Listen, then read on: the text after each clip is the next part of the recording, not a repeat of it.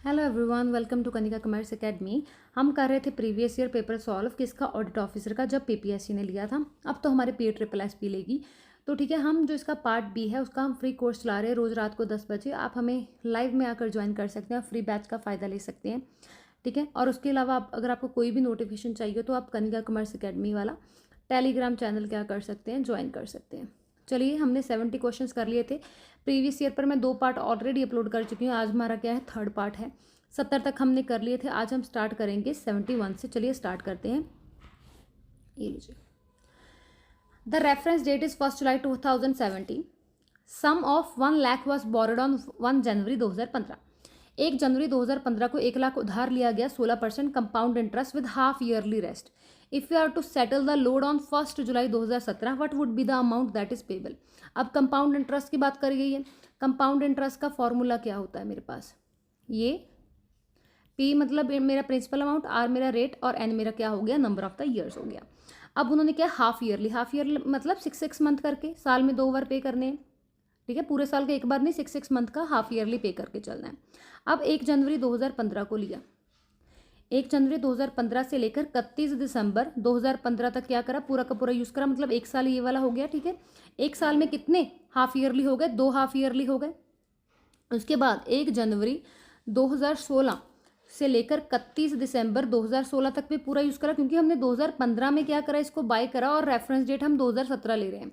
तो 2016 वाला भी ईयर पूरा यूज़ करा। 2016 में भी कितने हाफ ईयरली बन गए, 2 बन गए। उसके बाद 2017 आया तो 1 जनवरी से लेकर हमने कितना यूज़ करा, इसको 30 जून तक यूज़ करा है, 2017 तक।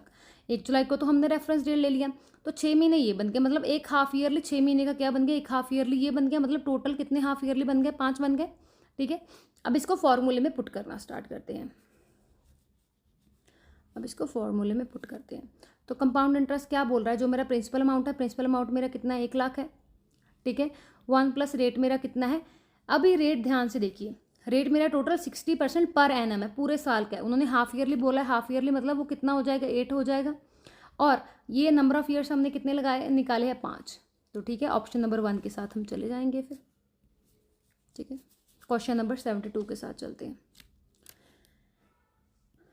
The yield to maturity of a bond that sell higher than its par value. Par value से अगर हायर पे बेचेंगे उसको क्या बोलते हैं, premium.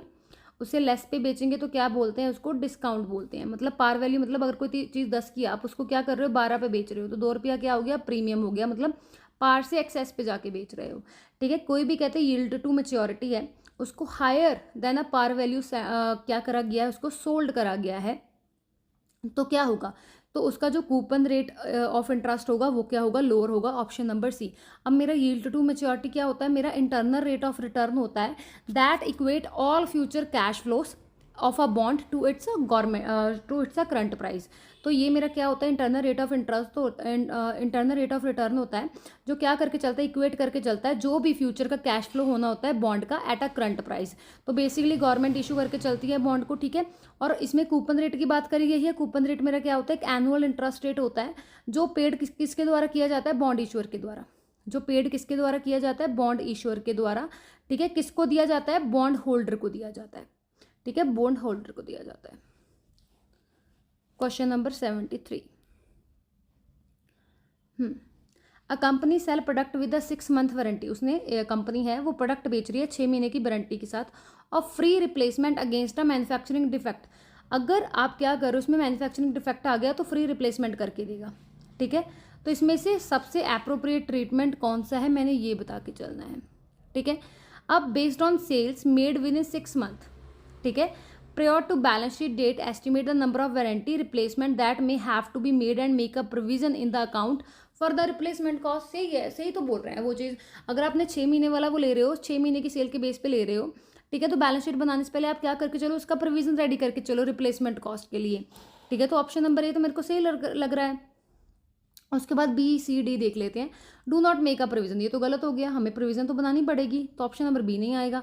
C replacement until balance sheet date would have already been expensed, only the remaining claims are possible, has charge the expense as and when they arise in the period they arise hence no provision is to made. इसमें भी बोल रहे हैं कोई provision बनाने की ज़रूरत नहीं है, जबकि हमने बोला था 6 महीने के अंदर अंदर वो सारा था, 6 महीने की सेल के अंदर अंदर हमें प्रोविजन बनानी पड़ेगी। सो उसके बाद तो ऑप्शन नंबर ए के साथ ही चलते हैं। ऑप्शन नंबर ए क्या है हमारा, सही है। उसके बाद question number 74, where division are encourage to perform the autonomy the following is not a natural outcome. मतलब उन्होंने क्या किया, डिवीजन दे दिया, मतलब आपको डिवाइड करके दे दिया कि आप अपने अपने डिपार्टमेंट का कोई भी काम है उसको ऑटोनॉमी मतलब आप खुद डिसीजन लेके चल सकते हो, तो इनमें से कौन सा नेचुरल आउटकम निकल के नहीं आएगा। ठीक है, डिविजनल इंटरेस्ट में give to decision that are in conflict with that is the overall good for the company. कहते जो डिविजनल इंटरेस्ट होता है में गिव टू डिसीजन, वो ऐसे डिसीजन दे सकता है दैट आर इन कन्फ्लिक्ट, जो होता है पूरी कंपनी की ओवरऑल मतलब जो होती है गुडविल होती है उसके साथ कन्फ्लिक्ट में जा सकता है। तो ये तो नेचुरल आउटकम है, ऐसा हो सकता है। ठीक है, sum of the divisional performance will be more than that of the total overall performance. नहीं, ऐसा नहीं हो सकता, ये कोई नेचुरल आउटकम नहीं है कि आपका टोटल जो ओवरऑल परफॉर्मेंस है उससे भी ज़्यादा हो जाए आपका डिविजनल। तो ऑप्शन नंबर बी ही क्या हो जाएगा, इसका सही हो जाएगा। क्वेश्चन नंबर 75, एक मिस्टर पी हैं, want to dispose of his car. उन्होंने अपनी कार को डिस्पोज करना है। He offered his car to mister S for 5 lakh.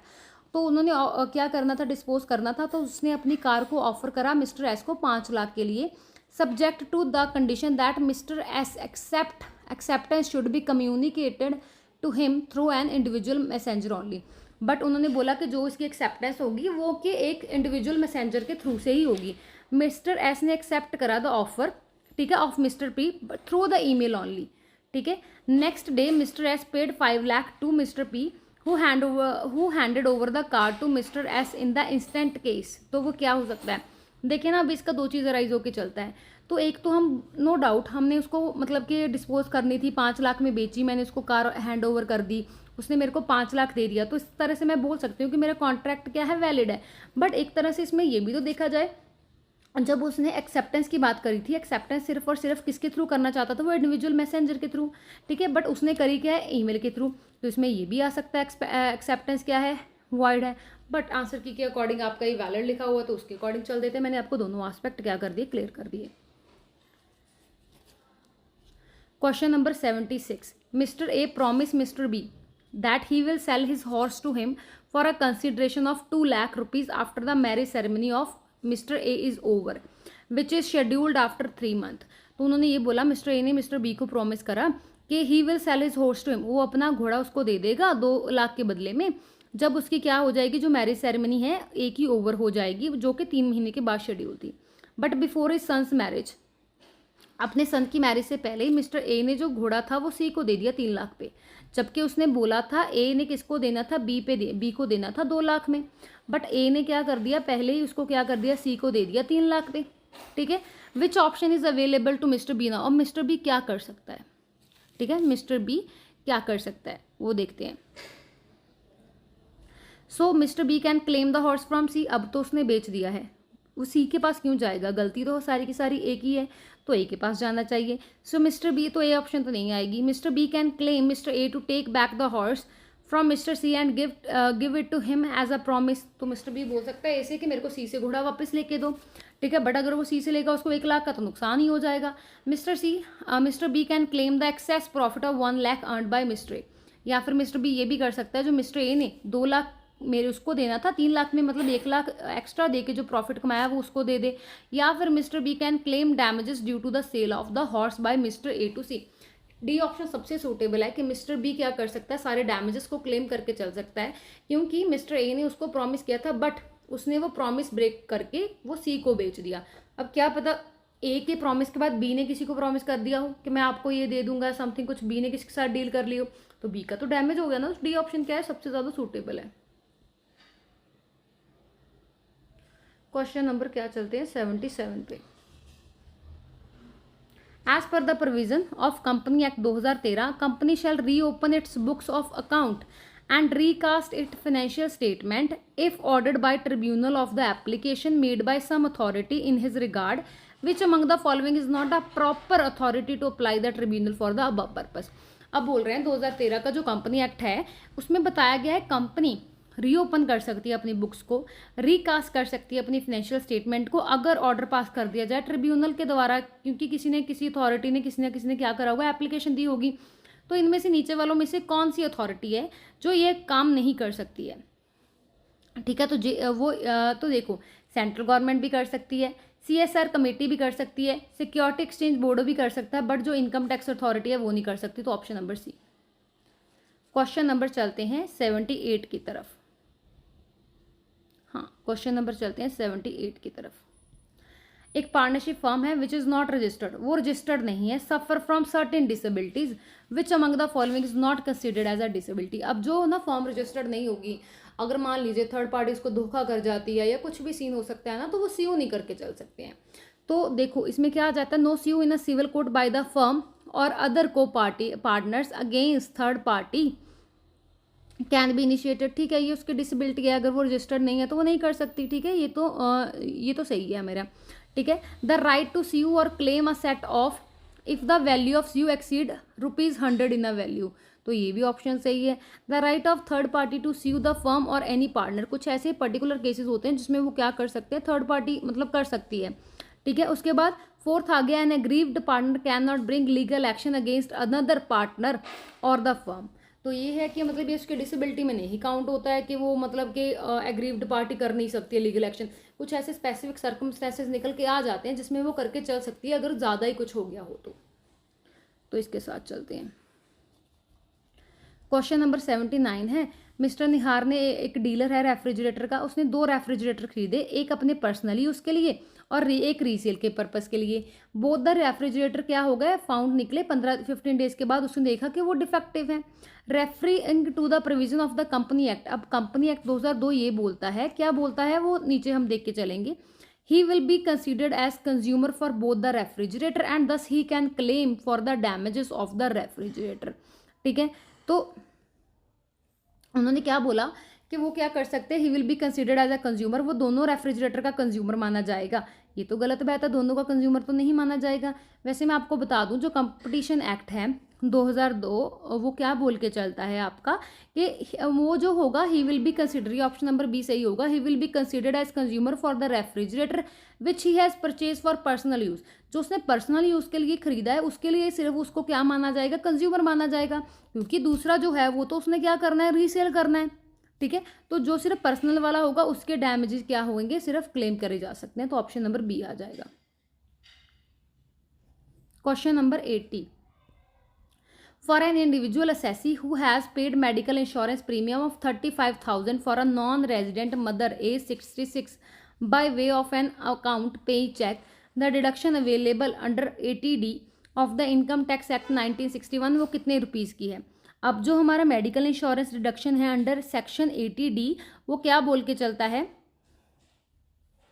हाँ सॉरी एक मिनट, ठीक है, तो ये बोल के चलता है कि अगर कोई मतलब कि नॉन रेजिडेंट है जो मतलब सीनियर सिटीज़न है 66 का एज का है, वो सीनियर सिटीज़न ही कहलाएगा, तो वो क्या कर सकता है 30,000 तक का वो क्या कर सकता है, क्लेम कर सकता है। तो ऑप्शन नंबर बी क्या हो जाएगा, सही हो जाएगा।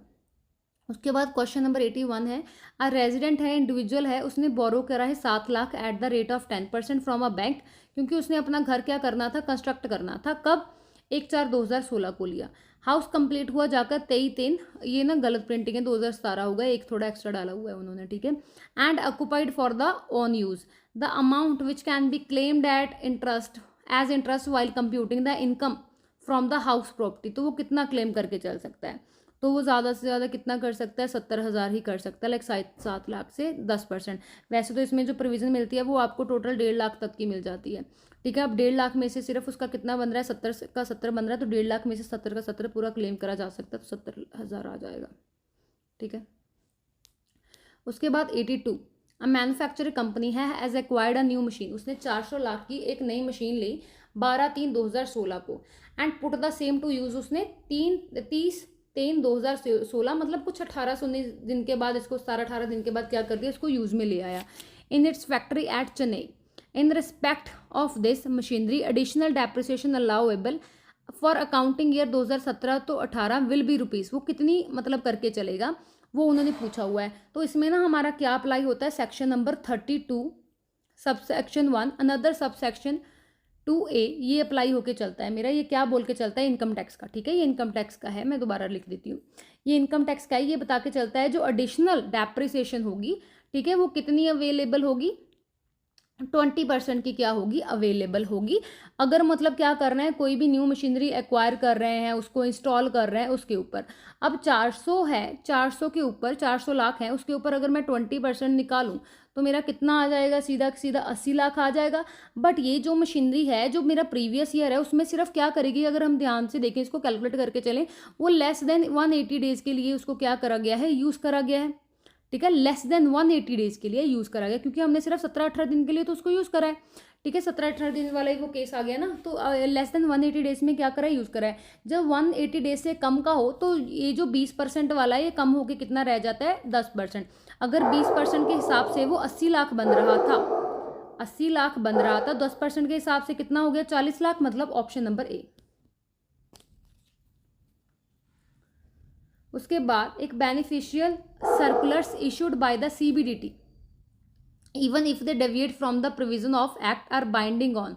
तो ये सिर्फ और सिर्फ किसको बाइंड करके चल सकता है, सिर्फ और सिर्फ ऑल इनकम टैक्स अथॉरिटीज को ही बाउंड करके चल सकता है। उसके बाद क्वेश्चन नंबर 84, एक स्टूडेंट है, उसको has received a sum of 1 lakh from state government as a scholarship. उसको स्कॉलरशिप मिली स्टेट गवर्नमेंट से 1 लाख की, ताकि वो यूनिवर्सिटी ऑफ चेन्नई में अपनी एजुकेशन को परस्यू कर पाए। He has spend 80,000 toward the study expenses. 80,000 उसने स्पेंड कर दिए। क्या उस पर कोई इनकम टैक्स लगेगा? बिल्कुल भी नहीं लगेगा, नील होगा वो चीज़, ठीक है, जो आपकी एजुकेशन के पर्पज़ के लिए तो कुछ भी नहीं होगा, ठीक है। उसके बाद 85, एक डोमेस्टिक कंपनी है, has incurred expenditure of 10 lakh towards skill development. उसने स्किल डेवलपमेंट प्रोजेक्ट के लिए जो नोटिफाई किया गया था CBDT के द्वारा, मुझे CBDT की जो फुल फॉर्म है, पूरा नाम है, वो नीचे मुझे कमेंट सेक्शन में ज़रूर बताना। Same was not on land on building, deduction available while computing the business income. जब आप कैलकुलेट करोगे तो आप कितना दे के चलोगे, तो इसमें आपका अप्लाई होता है सेक्शन नंबर इनकम टैक्स का, सेक्शन नंबर 35, एक मिनट दोबारा साफ साफ लिख देती हूँ, सेक्शन 35 CCD, ठीक है। ये किसके लिए होता है, नोटिफाइबल स्किल डेवलपमेंट प्रोजेक्ट के लिए होता है। मतलब इस पर आपको अलाउ होता है 150% डिडक्शन क्या होती है, अप्लाई होके चलती है। अब जब आप 10 लाख के ऊपर 150% क्या करोगे, कैलकुलेट करके चलोगे, तो कितना आ गया आपके पास, 15 लाख आ गया। तो मतलब आंसर भी आपका क्या आ गया अभी, 15 लाख। तो ये आंसर लैक्स में दिया हुआ है, ठीक है। तो आज हमने इतने क्वेश्चन करते हैं, बाकी हम करेंगे नेक्स्ट पार्ट में।